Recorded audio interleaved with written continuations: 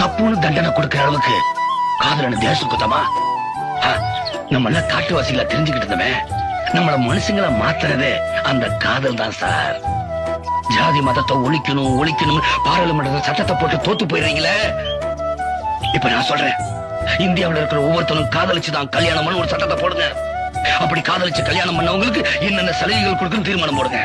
அப்புறம் பாருங்க, நம்ம நாட்டுல எந்த ஜாதியும் இருக்காது, எந்த மதமும் இருக்காது, எந்த கோயிலும் இருக்காது. அன்புங்கிற ஒரே ஒரு கோயில் தான் இருக்கும். அதுல மனுஷங்கிற ஒரே நான் இந்த ஊர்ல கொஞ்ச நாள் இருந்தாலும் எனக்கு நீங்க கொடுத்த ஒத்துழைப்புக்கு ரொம்ப நன்றி சார். இங்க கொஞ்ச நாள் வேலை பார்த்தாலும் உங்க கீழே வேலை பார்த்ததுக்கு நாங்க ரொம்ப பெருமைப்படுறோம் சார். சார், உங்களை மாதிரி நல்ல மனசும் துணிச்சலும் உள்ள மேலதிகாரி இருந்தா நாங்களும் நேர்மையா நடப்போம் சார். நெஞ்ச நிமித்தி நடப்போம். இல்ல, எப்பவுமே நேர்மையா நடக்கணும். எந்த எதிர்ப்பு வந்தாலும் நேர்மையா நடக்கணும். மக்கள் நிம்மதியா வாழ்றது